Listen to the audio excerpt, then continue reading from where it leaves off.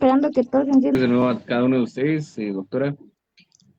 Bueno, vamos a tratar de hacerlo lo más breve, ¿verdad? Y tratar la manera de hablar de los puntos que por lo menos logré estudiar, ¿verdad? Más o menos acerca de este tema que es muy importante, ¿verdad? Que es un tema fundamental para nosotros ahora en este momento de nuestra práctica, ¿verdad? Que yo considero que es un tema muy bonito, la verdad, pero muy importante y siento que es un tema que ha sido muy olvidado ya revisando un poquito acerca del tema. Siento que se ha hecho como que muy mecánico, pero hasta cierto punto ha perdido como que mucho interés por parte de muchas personas, principalmente por las personas que tienen a cargo, ¿verdad? Las decisiones o las posibles mejoras a nuestro sistema de salud.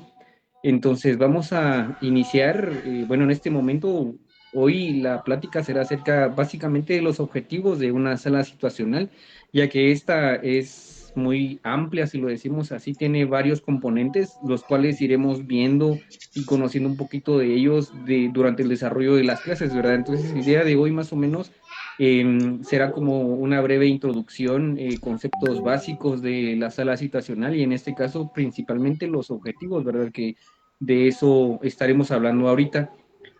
Para iniciar directamente, la siguiente día, por favor, gracias. Bueno, vamos a hablar un poquito del contexto histórico de qué es una sala situacional, ¿verdad? Estaba revisando un poquito y según me aparece como una historia, ¿verdad? Que en 1939 se dio por primera vez como que una idea básica sobre una sala situacional, que como su nombre lo dice, ¿verdad? Es como la situación en la que se encuentra determinado grupo de personas y los factores tanto ambientales, ¿verdad? Y diversos que pueden influir en su desarrollo.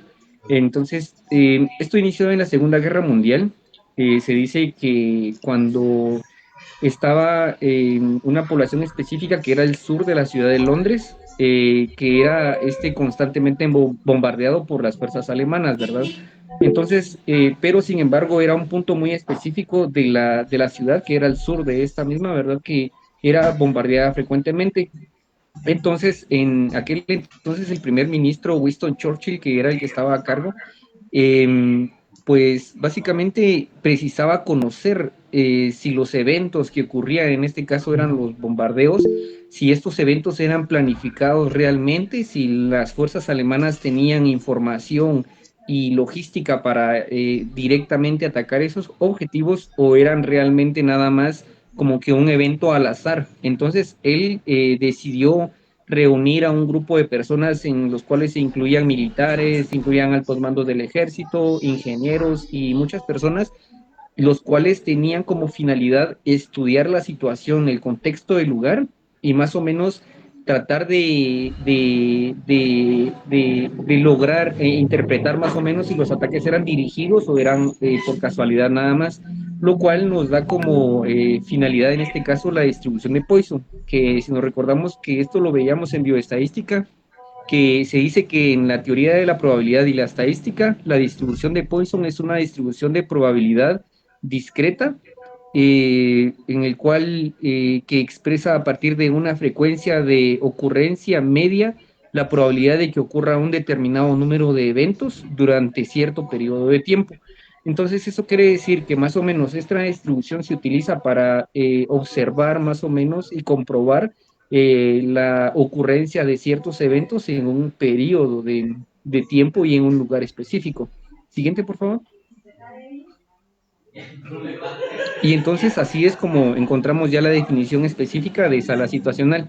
Por ejemplo, en este caso podemos decir que es el registro permanente y la presentación pública, demográfica, dinámica. Aquí podemos mencionar que la demografía, por ejemplo, estudia el desarrollo de las poblaciones humanas en diferentes ámbitos, tanto en su contexto como en su relación interpersonal. Entonces, decimos que tiene que ser un estudio dinámico, tiene que ser actualizado y oportuno, ¿verdad? Tiene que ser veraz y esa información tiene que ser confiable. Eh, de la información, en este caso de salud, que se genera en una comunidad y en los ámbitos geográficos, políticos y estratégicos vinculados a ella. Por ejemplo, el análisis, la toma de decisiones, la ejecución de estas decisiones, ¿verdad? Y de las mejoras que se implementan a base de la información recabada y la evaluación sobre los determinantes sociales. Entonces, como lo interpretamos de esta manera, una sala situacional, en este caso en salud específicamente, nos sirve realmente para ver cómo se desarrolla una comunidad o cómo son los eventos que se desarrollan en una comunidad, en este caso las enfermedades, ¿verdad? Entonces, la sala situacional caracteriza cada situación muy personal, que sabemos que los grupos humanos, por ejemplo, somos muy cambiantes, somos evolutivos y no digamos las situaciones en las que nos encontramos día a día, que estas situaciones varían mucho, estas situaciones son cambiantes y tenemos que adaptarnos a estas situaciones. Y en este caso, el sistema de salud de Guatemala específicamente eh, necesita realmente como que información puntual, información fidedigna para la cual pueda conocer la situación de salud de nuestras comunidades para que entonces se pueda llevar a cabo una toma de decisiones puntual, tomando eh, decisiones asertivas sobre las mejoras que se pueden implementar en cada comunidad, ¿verdad? Como independientemente, por ejemplo, San Marcos, a pesar de ser un departamento en sí, tiene diferentes municipios y esos municipios tienen diferentes aldeas en los cuales ocurren situaciones que la población específica de estos lugares vive, ¿verdad? Es un contexto muy propio, inclusive son lugares que actualmente muchas veces están olvidados, ¿verdad? Que realmente la información no puede ser recabada de manera oportuna, ya que no hay información, no hay personal médico en este caso que pueda por lo menos dar información fidedigna de cómo está la situación de ciertas comunidades o de ciertos lugares para ya igual, como veremos más adelante, se sistematiza toda esa información y hay personas encargadas de las cuales tienen que tomar decisiones para mejorar esto, ¿verdad? Un claro ejemplo de una sala situacional es la que tiene, por ejemplo, ahora el Ministerio de Salud con lo que es el tablero de COVID, ¿verdad? Entonces, si nos curioseamos en la página del Ministerio de Salud, por ejemplo, ahí nos da una tabla, una base de datos amplia donde podemos encontrar, por ejemplo, cuántas personas se enfermaron, cuántas personas de gravedad, por ejemplo, padecieron esta enfermedad o cuántas personas recuperadas hay de esta patología y cuántas personas fallecieron por esto, ¿verdad? Entonces, esto, recabar toda esta información, entonces nos permite como que predecir cómo se va a comportar cierta patología en determinada región y en determinado tiempo, ¿verdad? Entonces, en este caso, el tablero de COVID sería como un buen ejemplo que la información fue tabulada, podemos acceder a esa información y entonces podemos, en este caso, las personas encargadas pueden tomar decisiones acerca de cómo enfrentar, por ejemplo, esta patología, dependiendo del lugar en donde se encuentre, ¿verdad? De donde venga la información de origen. Un mal ejemplo de cómo o cómo afecta a una sala, el hecho que no haya una sala situacional, por ejemplo, en algún lugar determinado, fue el ejemplo de Cambrai, ¿verdad? Si se acuerdan que fue hace un par de años donde hubo un deslave de magnitudes enormes, los cuales, si tan solo, por ejemplo, un factor muy importante que sucedió en ese momento es que si se dieron cuenta o supieron ustedes que llegó un punto donde, donde las autoridades decidieron interrumpir la búsqueda y el rescate de las personas que se encontraban ahí, ya que la información estaba muy desorganizada. Realmente no había una información de cuántas personas exactamente vivían ahí o de, por ejemplo, la ubicación de las personas. Entonces era muy difícil porque entonces no se sabía cuántas personas faltaban por encontrar, las ubicaciones específicas de las viviendas en este caso. Entonces, esa es la importancia de una sala situacional, que tengamos una base de datos que nos permita tomar decisiones, por ejemplo, en momentos de, en este caso, como de crisis, por ejemplo. Entonces, el hecho de tenerla lista en una base de datos nos facilita mucho más tomar las decisiones que, por ejemplo, si hubiese habido una mejor sala situacional de este lugar, estaban viendo unos análisis que decían que probablemente si hubiesen encontrado y rescatado a más personas de las que se encontraron, ¿verdad? Entonces, por eso es que se interrumpió la búsqueda y el rescate de esas personas, porque no se conocía en realidad un número específico de personas y de las localidades en las que se pudiesen encontrar. Siguiente, por favor. Decimos entonces, con otras palabras, también que este es el espacio físico, ya que podemos representar, si nos damos cuenta, nuestros puestos de salud en donde estamos ahora, ellos cuentan con una sala situacional que tiene varios componentes, ¿verdad? Varios elementos que la integran, los cuales entonces ya nos pueden dar una base de datos confiable. En este caso, el croquis, por ejemplo, es un componente de la sala, lo cual entonces, si nos damos cuenta, en nuestros puestos de salud tienen una sala situacional tanto de las patologías con mayor prevalencia y de la distribución geográfica del lugar donde nos encontramos. Ya entonces, con eso podemos un poquito delimitar el estudio, por ejemplo, de una población en específico. O virtual en este caso también puede ser el espacio, como en este caso lo que estamos manejando nosotros es el ZigZag, ¿verdad? El ZigZag en este caso sería como que la parte virtual de una sala situacional que nos permite dar a conocer a través de gráficos, pueden ser dibujos también, mapas, fotografías, tablas, cantidades específicas y o números. La manera, la forma y o la situación en que se encuentra la población en un determinado momento y lugar.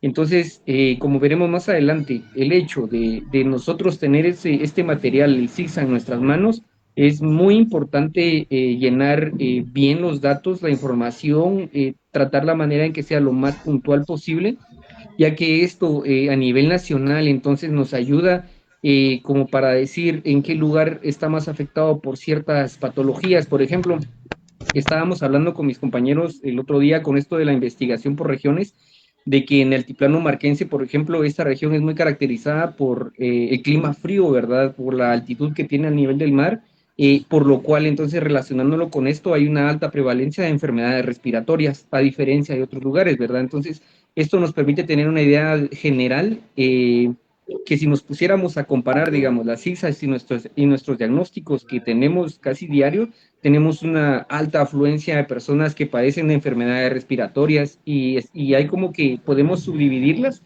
y podemos además presentarlo en datos estadísticos como en gráficas según la prevalencia de cada patología, ¿verdad? Siguiente, por favor. Decimos que aunque la salud es considerada una prioridad dentro de las necesidades básicas de la población, aún falta promoverla, ¿verdad?, como un derecho humano fundamental para el goce de los demás derechos. Entonces, a pesar de que sabemos que la salud es un derecho fundamental, realmente para la población, digamos, el área geográfica, la extensión geográfica de Guatemala, hay muchos lugares todavía que no están incluidos y que no aportan una información puntual para que se pueda por lo menos apoyar y atacar los problemas que más afectan a esa población. Decimos que también la sala situacional es percibida por la mayoría de involucrados como un fin, es decir, una actividad a la que se tiene que asistir y participar, pero sin embargo, no como el medio que permite o que permitirá la toma de decisiones para resolver los problemas que a diario se presentan en el quehacer de la salud.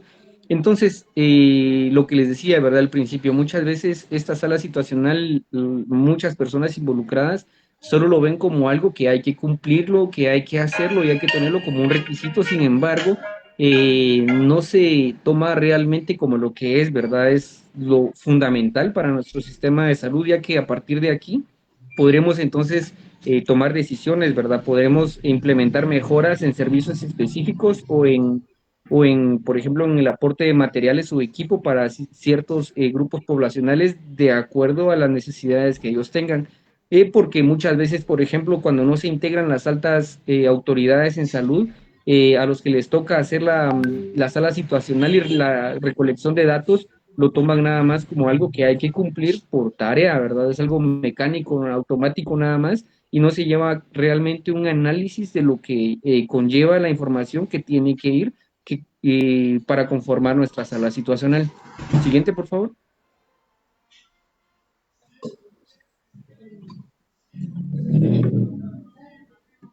Eh, Siguiente, por favor. Creo que no me escucha.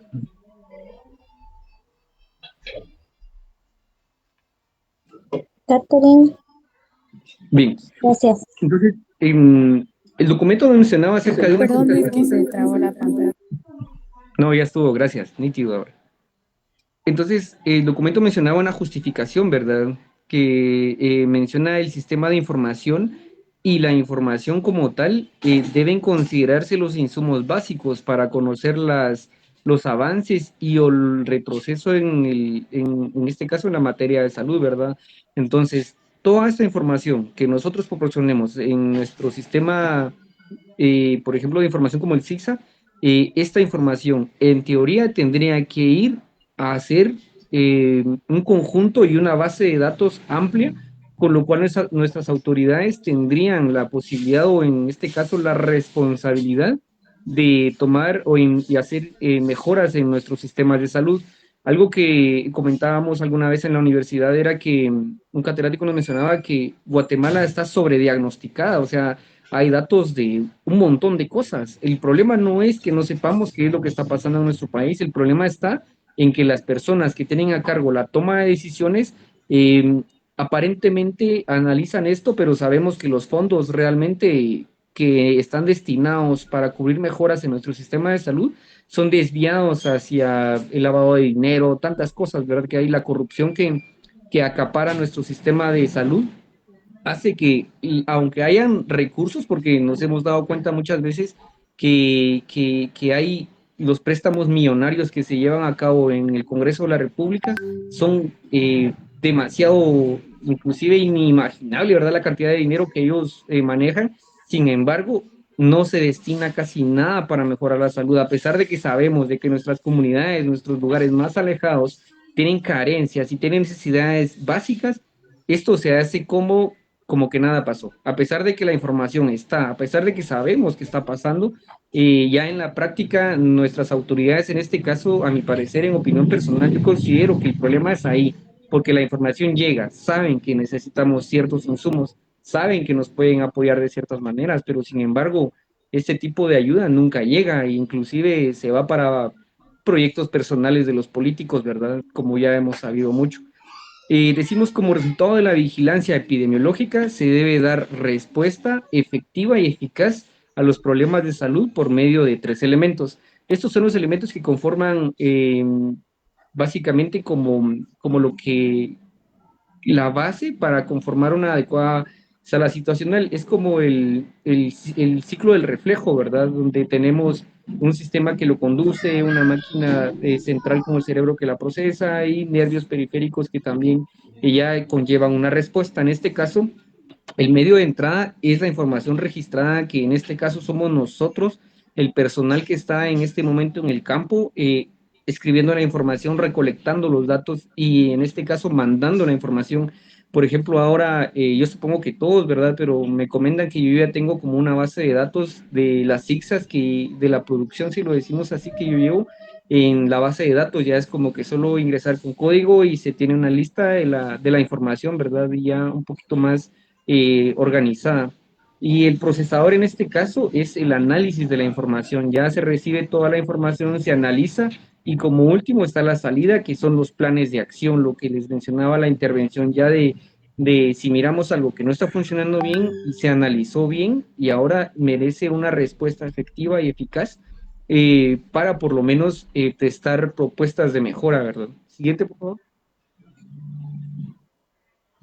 Bueno, decimos acá que nuestro sistema gerencial en salud, que es nuestro SIGSA, es muy importante. Como dato interesante, el sistema de información gerencial en salud fue creado a través de la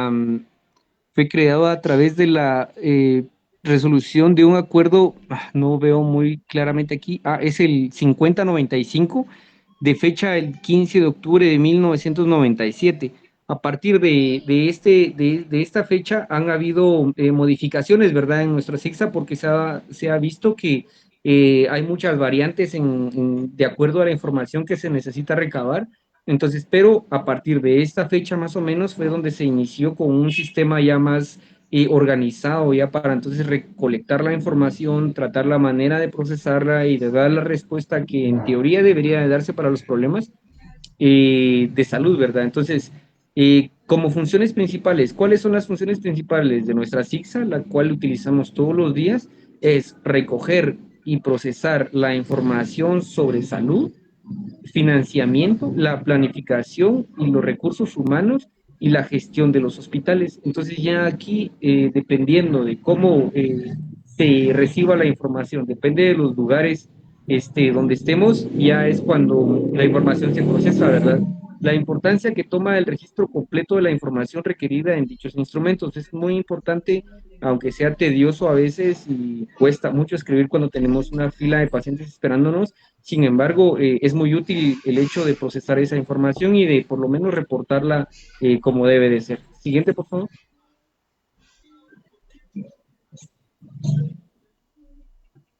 Bueno, aquí en esta podemos mencionar que puede circunscribirse al área de cobertura de diversos niveles, ¿verdad?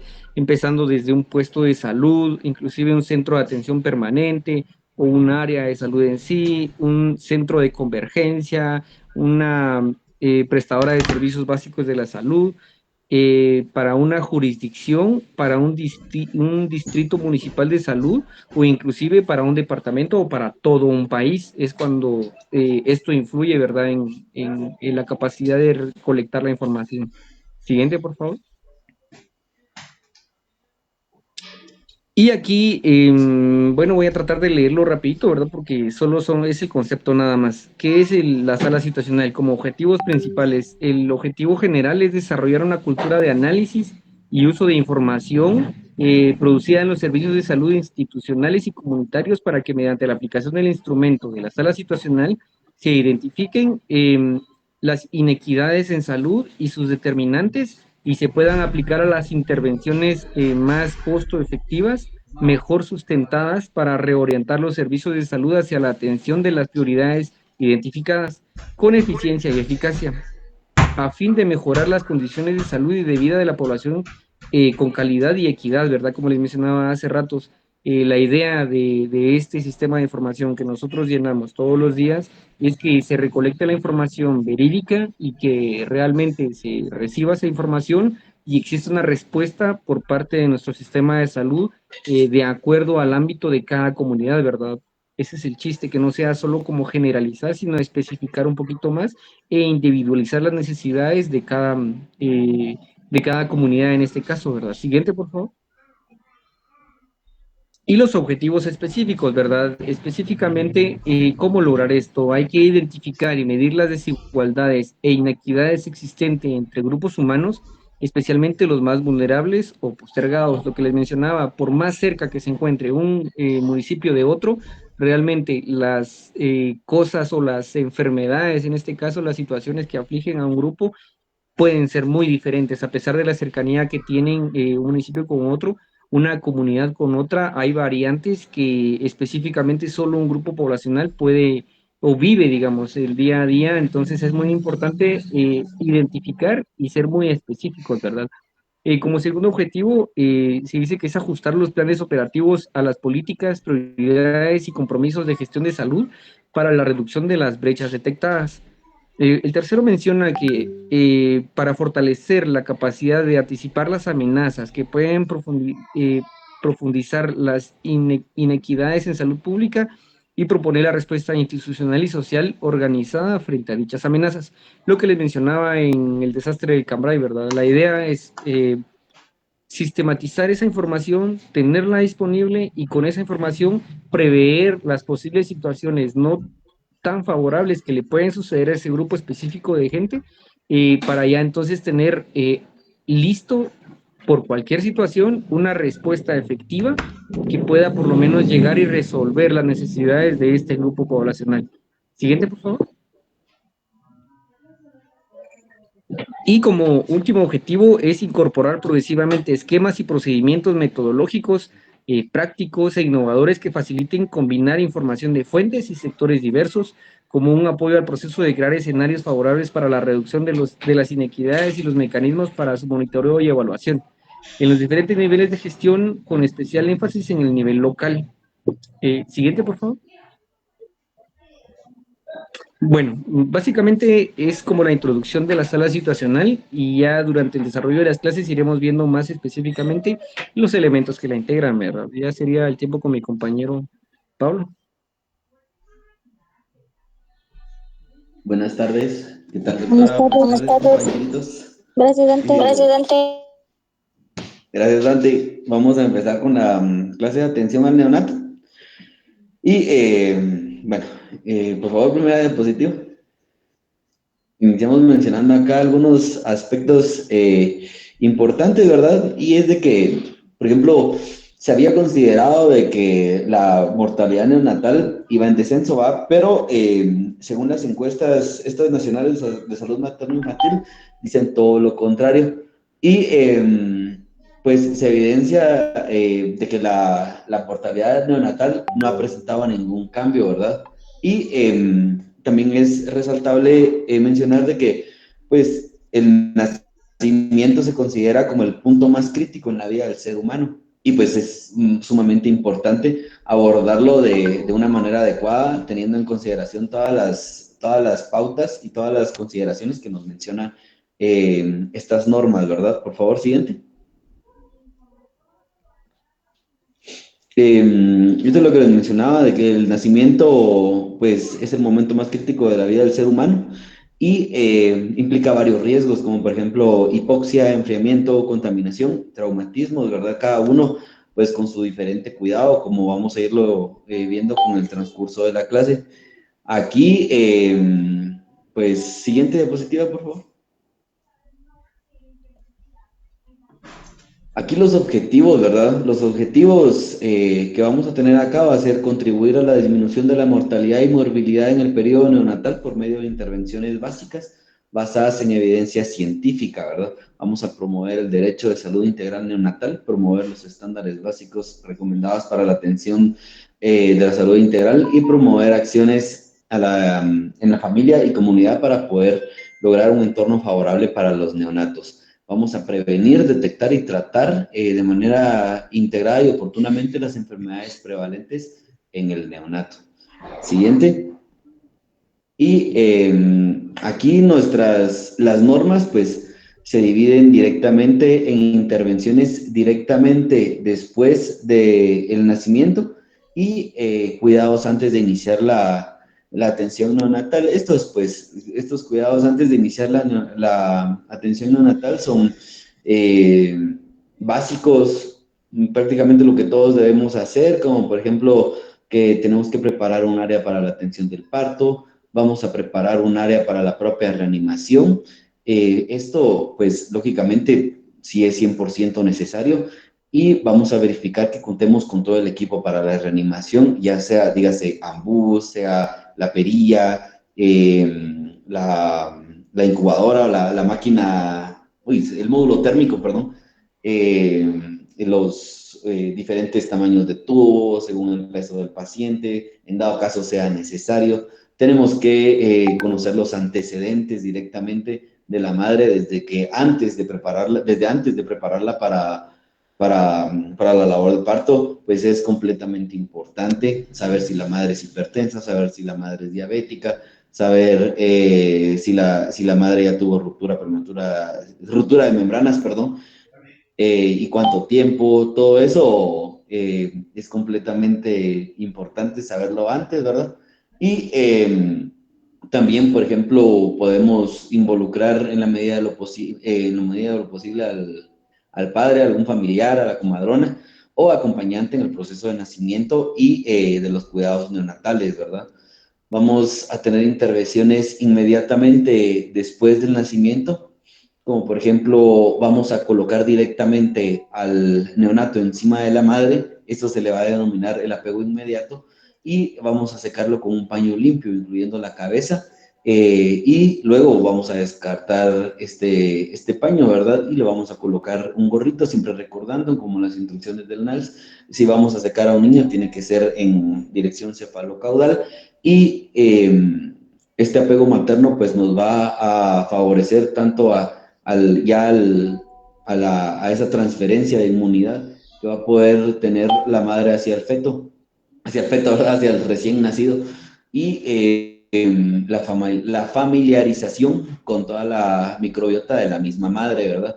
Vamos a limpiar las vías aéreas o aspirar. Esto de aspirar es bien importante, porque yo miraba que en el hospital todos, ¿verdad? Ahí como repetidoras, ¿va? A todos les metíamos la perilla y como cayera. Eso realmente, pues, es algo completamente obsoleto desde, a saber hace cuántos años, ¿verdad? Pero al menos la última edición del NALS nos menciona algunas especificaciones bien precisas, como por ejemplo los pacientes con líquido, que tengan residuos de líquido amniótico, sangre o pus. Esto pues, igual las normas nos mencionaban de que no teníamos que realizarnos de rutina por el reflejo vagovagal. Esto de igual manera, pues el NARS nos incluía la especificación de cómo ingresar la perilla, no por el centro, sino por los lados. Y como les decía, pues no a todos, ¿verdad? Únicamente cuando verdaderamente tengamos indicación. Y si el neonato, verificar también si el neonato está vigoroso en el momento, si está vigoroso, si tiene buen tono, si el paciente, el bebé está bien, de igual manera, tenemos de 1 a 3 minutos para poder camplear el cordón, ¿verdad? Y siempre con todo nuestro material estéril. No vamos a recomendar el pinzamiento y el corte precoz del cordón umbilical. Y a menos que el neonato pues tenga una evidencia de sufrir hipoxia y en este caso pues debe ser trasladado directamente a su reanimación, ¿verdad? El paciente, un paciente bradicárdico, no podemos esperar 1 a 3 minutos de ahí en lo que le cortamos el cordón, así que tiene que ser inmediatamente, ¿va? Y se recomienda pinzar el cordón, como les decía, a 3 dedos o a 3 centímetros de la base del mismo ombliguito, y vamos a colocar un clamp o la cinta de castilla para prevenir el sangrado, y de ser necesario, pues vamos a realizar la reanimación cardiopulmonar. Posteriormente, pues tengo el algoritmo que como ya todos debemos de saber, ya lo relata el NALS, y más tarde se los voy a presentar. Vamos a evaluar la respiración y el llanto. Vamos a colocar al neonato siempre que esté vigoroso de inmediato con la madre, o si no, pues lo vamos a trasladar al módulo térmico si es que tenemos, y ahí vamos a realizar las maniobras de reanimación, ¿verdad? Tenemos que colocarlo en posición, siempre la posición para colocarlo en apego materno tiene que ser en posición prona, piel a piel sobre el pecho de la madre, y vamos a cubrirlo con una frazadita seca para que no pierda temperatura, para que no pierda calor, como lo conocemos, ¿verdad? Como el proceso de evaporación, que es uno de los 4 mecanismos para poder perder calor en un recién nacido. También vamos a valorar la clasificación de Apgar. La clasificación de Apgar también se las incluí más en un esquemita más tardecito. Y esta se debe valorar al primer minuto y a los 5 minutos, ¿verdad? Siempre tenemos que tener en cuenta de que la puntuación 9 de Apgar pues nos va a dar un buen parámetro en el primer minuto, como para poder decir que el RN pues nació sin ninguna anomalía. Y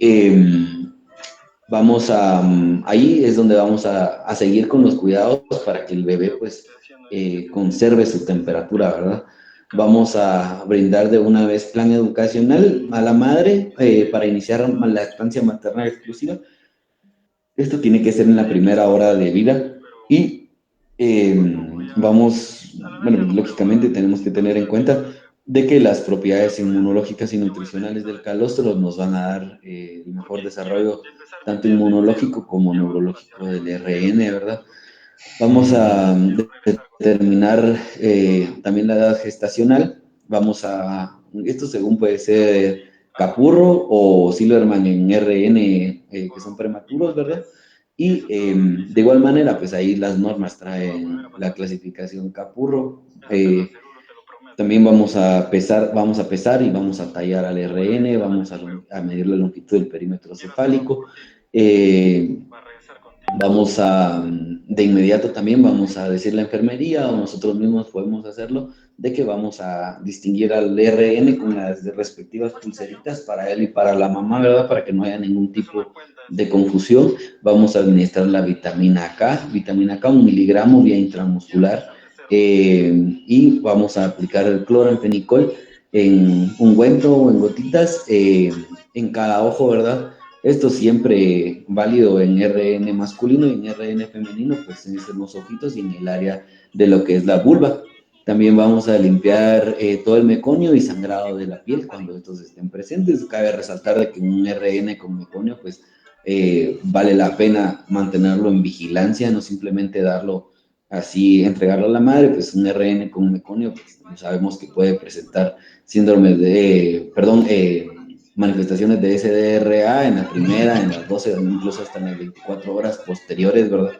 Entonces esos RN siempre tenemos que tenerlos bajo vigilancia. Vamos a, a darle plan educacional también a la madre de que pues no baña el RN inmediatamente, ¿verdad?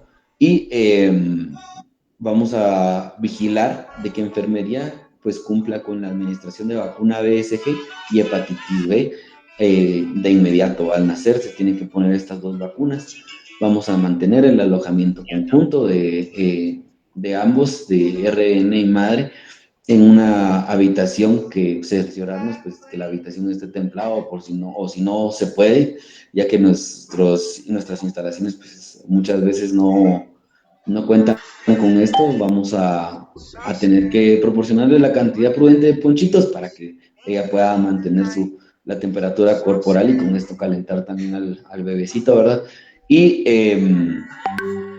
vamos a hablar también un poco de lo que son los pasos esenciales. Dale siguiente, la puse en la siguiente. Ahí estoy yo. Otra. Les quería poner un lindo ejemplo, entonces me puse yo. Ahí está lo del clan. Ahí está. ¿Ya hay Lo del clan. constancia? ¿Cómo? En esa fotografía. Estoy. Ahí era un RN con meconio, si no estoy mal. Nada, son bromas. Sí, yo creo que tenía Pues, meconio, era un RN con meconio. ¿Cuánto le dio? Él nació con 7 y 9, 7 y 9. 7 y 9 fue alojamiento conjunto. De primero lo aspiré ahí con ayuda del aspirador y una sondita. La introduje y le saqué bien el meconio, ¿verdad? Y posteriormente solo le aspiré el resto y gracias a Dios pues el RN 7 y 9 lo tuvimos ahí bajo observación en RN Sana como por 24 horas y al siguiente día se pudo ir a su casita. No manifestó ningún signo de SDRA. Todo bien, fíjese, doctora. Entonces, ahí por ejemplo sí estoy aspirando al RN, pero porque sí venía meconeado. Esta vez venía meconeado el RN. Gracias. Sí, doctora. Siguiente, por favor. Eso es lo que les mencionaba del cordón, de 1 a 3 minutos es el tiempo prudente para que la madre pues termine de pasar ahí sí que la sangre necesaria al RN, placenta feto, y 1 a 3 minutos vamos a camplear y luego vamos a cortar. Siguiente, por favor. Esto es, pues vamos a hablar un poquito de lo que son los pasos esenciales para la atención después del nacimiento. Aquí es donde vamos a verificar que el RN, vamos a hacerle un examen físico completo. Aquí pues las normas nos especificaban de que de nuevo si no habíamos medido la circunferencia cefálica, tenemos que medir la saturación de oxígeno, si es que contamos con oxígeno de pulso, y siempre teniendo en cuenta de que una saturación de oxígeno en un RN pues llega aproximadamente a 92 según las gráficas del NALS hasta los 10 minutos de vida, ¿verdad? O sea, no inmediatamente vamos a tener una saturación de 92, ¿verdad? 96, 95, no los tenemos en el primero, en el segundo, en el tercero, cuarto, quinto, hasta el 10º minuto podemos esperar una saturación óptima, ¿verdad? Vamos a promover la lactancia materna, siempre un buen plan educacional con la madre. Y vamos a verificar de nuevo de que pues nuestro esquema de vacunación haya sido correctamente aplicado. Vamos a programar consulta para el RN hasta los 7 días de vida y ahí vamos a detectar señales de peligro, vamos a brindar atención integral tanto cultural, según de dónde sea la madre, como de género, con atención especial en casos de que los IRN pues tengan alguna clase de discapacidad. Vamos a realizar una nueva evaluación completa y vamos a brindar un buen plan educacional a la madre. Vamos a revisar el carnet de la mamá, ¿verdad? Luego, eso es a los 7 días de vida. Luego, pues vamos a tener otra consulta a los 28 días de vida, donde de igual manera, pues vamos a verificar que pues, el RN no tenga señales de peligro, que no esté cianótico, que esté respirando bien, que no tenga ninguna alteración, ¿verdad? Saturación, un examen físico detallado, completo, que pues que el RN no esté deshidratado. Y vamos, de igual manera, pues vamos a hacer el mismo procedimiento. Pero aquí sí vamos a ir midiendo si el RN pues va aumentando de tamaño, va aumentando de peso. De igual manera volvemos a repetir tanto la medición del perímetro cefálico como la longitud y como el peso, ¿verdad? Y vamos a brindar orientación a la madre o el que llegue, ¿verdad? Sobre la responsabilidad que es tener y mantener saludable al neonato, ¿verdad? Dale siguiente, Katy, por favor. Gracias. Hay un plan que se llama Iniciativa de Servicios de Salud o Amigos de Lactancia Materna, ¿verdad?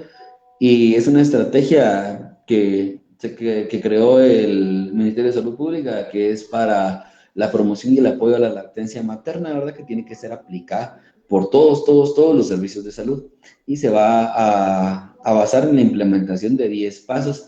Esos 10 pasos realmente, pues, no se me quedaron muy bien, pero, o sea, es lo básico, un buen plan educacional, ¿verdad? Y si quieren revisarlo, pues ahí están en las normas. Lo que sí tenemos que hacer es capacitar a la madre y a todo el personal de salud para que esté en condiciones de poner en práctica estas normas y poder educar a la madre sobre una posición correcta y la forma correcta, ¿verdad?, de dar la lactancia materna. Tenemos que empatizar, tenemos que mostrarle a las mamás cómo se debe dar de mamar y cómo mantener la lactancia, incluso si han de separarse de sus hijos, ¿verdad? Vamos a fomentar la lactancia natural, perdón, sin horario, cada vez que la niña o niño dé señales de que se quiera alimentar, cada vez que llore, ya sea de día o sea de noche, ¿verdad? Y no vamos a no dar ni biberones, ni chupones, ni de esos pepes que le llamamos los chupones. Y a las niñas o niños, pues vamos a mantenerlos siempre bien alimentados con su pechito, ¿verdad? Por favor, siguiente, vamos a pasar a lo que es la técnica del amamantamiento. Y pues, como les decía, esto pues dentro del anterior plan es fundamental. Tenemos que enseñarle a la mamá cómo dar de mamar. Tenemos que tener en cuenta la posición para el amamantamiento, que por ejemplo la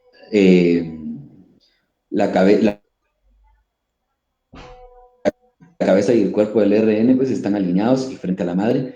El cuerpo está cerca de la madre, pancita con pancita, y la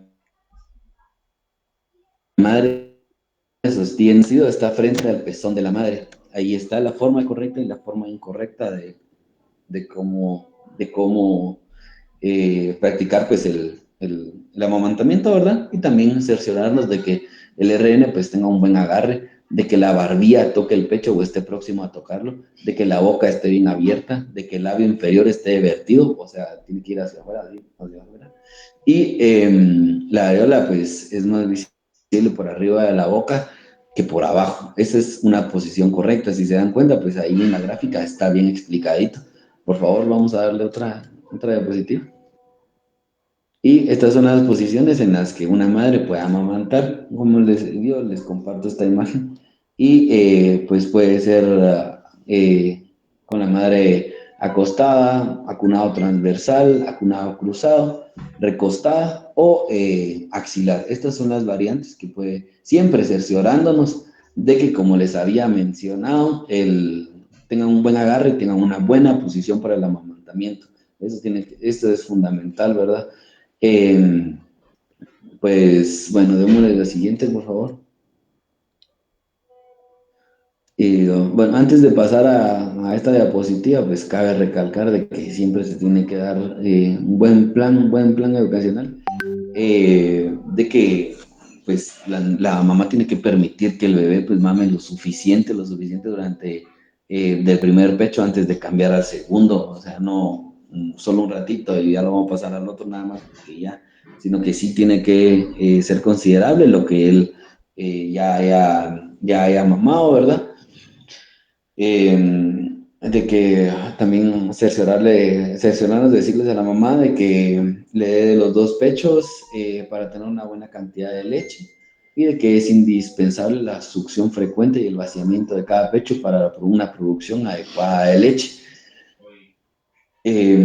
Aquí dice lo que es el algoritmo de reanimación neonatal básico y pues nos basamos en que, como les mencionaba, tenemos que prepararnos para el parto de la paciente, de que si hay meconio tenemos que despejar las vías aéreas. Antes se aconsejaba únicamente, vamos a con el laringoscopio aspirar las vías, pero ya se demostró de que eso pues no traía ningún beneficio, ¿verdad?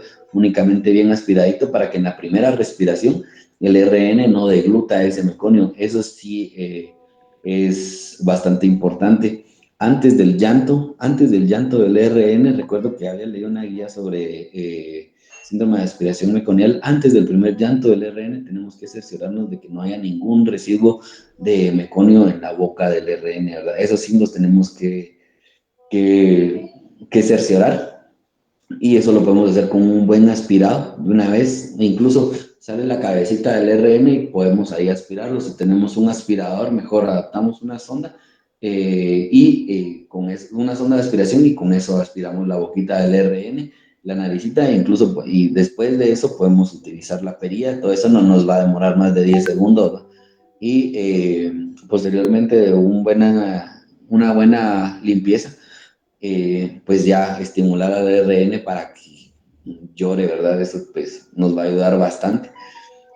Aquí nos decía de que si hay meconio, pues vamos a despejar las vías aéreas, vamos a secarlo completamente en dirección cefalocaudal y vamos a verificar si llora. Si llora, pues vamos a mantener el calor y vamos a verificar la respiración. Si no llora, vamos a despejar las vías respiratorias y a estimular. La estimulación, cabe la pena recalcar de que no es agarrar a los niños como que fuera saber qué hay. De igual manera había varios que con los nudillos le hacían a los RN así en la espalda, pues eso no, si no les agarra onda, dice que si no les agarra onda con una estimulación más o menos gentil, pues no les va a agarrar onda ya ni que aunque los sacudan, pues ahí pues ya se opta el siguiente paso, ahí ya eso sería en una reanimación avanzada. De igual manera, pues vamos a despejar vías aéreas, si no vamos a estimular, vamos a cortar el cordón y ahí según este esquema, pues procede a ventilar, ¿verdad? Vamos a mantener, si el RN ha tenido un buen tono, ha llorado y todo bien, vamos a cortar el cordón y alojamiento conjunto. Si no, todavía no, a pesar de la estimulación, no respira, vamos a darle ventilación a presión positiva, vamos a pedir ayuda y vamos a hacer todo el algoritmo de la reanimación neonatal avanzada que les tengo en la siguiente diapositiva, por favor. ¿Va? Y aquí pues nos menciona, ¿verdad?, el asesoramiento prenatal, de las instrucciones del grupo y verificación del equipo. Ahí luego vamos al nacimiento y ahí es donde nos guiamos, ¿verdad? Si el RN, las preguntas que nos tenemos que hacer, si está a término, si tiene buen tono, si respira o llora. Sí, pues todo el algoritmo anterior, ¿verdad? Pues mantener calor, pasar con la mamá y si no llora, pues vamos a calentar y a mantener la temperatura normal, vamos a tener la posición de vía aérea. Recordemos esta posición como en Buenos Días o en Aliento Mañanero, se le relata el NAS, ¿verdad? Ni en hiperextensión ni en flexión, sino que tiene que ser pues una posición neutra, ¿verdad? Despejando así nuestras vías aéreas. Vamos a limpiar secreciones si es necesario, vamos a secar y estimular. Si el paciente continúa con apnea o tiene una frecuencia cardíaca por debajo de 100, vamos a instaurar lo que es ventilación a presión positiva Vamos a colocar un monitoreo de saturación de oxígeno y considerar el monitor de EKG. Aquí, pues lógicamente no vamos a tener EKG. De suerte vamos a tener un monitor de saturación, que puede ser nuestro saturador de oxígeno, teniendo en cuenta de que todo esto tiene que ser en el lapso de 1 minuto. Si no tiene dificultad, pues volvemos al paso anterior, ¿verdad? Eh, Vamos a pasar a lo que es, digamos, si a pesar de esto el RN pues continúa con una frecuencia cardíaca disminuida, menos de 100 latidos por minuto, vamos a ver los movimientos del tórax. Si es necesario medidas correctivas de la ventilación, como intubación endotraqueal o mascarilla laringe, ahí vamos a valorar, ¿verdad? Si no, pues de igual manera, cuidados por resucitación y tenemos que evaluarlo y mantenerlo en vigilancia. Si a pesar de esto todavía tiene una frecuencia cardíaca debajo de 60 latidos por minuto, pues ya se considera un RN en paro. Vamos a intubar si todavía no lo hemos hecho. Vamos a dar compresiones torácicas y coordinar con ventilación. Vamos a iniciar con presión positiva, ventilar y vamos a considerar la canalización de la vena umbilical, ¿verdad? Luego vamos a valorar otra vez. Si no ha aumentado la frecuencia cardíaca, ya vamos con la adrenalina IV. Ya vamos a considerar hipovolemia o considerar neumotórax. Neumotórax, pues lo podemos causar con una fuerza excesiva a la hora de dar ventilación a presión positiva. Esto pues ya es un manejo avanzado, ya se tiene que hacer directamente en el hospital. No creo que alguno de nosotros tengamos adrena IV, tal vez en los angelitos únicamente, pero tal vez, ¿va? Ya de lo contrario, pues acá no vamos a contar con con este equipo. Y vamos a tomar en cuenta la tablita que dice Iva, que al primer minuto, lo que les mencionaba al inicio, de que vamos a tener una saturación del 60 al 65%, el segundo minuto del 65 al 70, tercer minuto del 70 al 75, y así, ¿verdad? Nos vamos según esa tablita. Siguiente, por favor.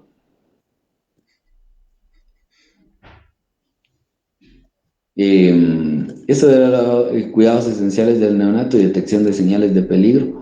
Bueno, primero vamos a iniciar la lactancia materna, vamos a prevenir enfermedades, lo que les mencionaba al inicio, cuidados de los ojos, cuidados del cordón, administrar vitamina K, un examen bien realizado, una medición de temperatura y peso, ¿verdad?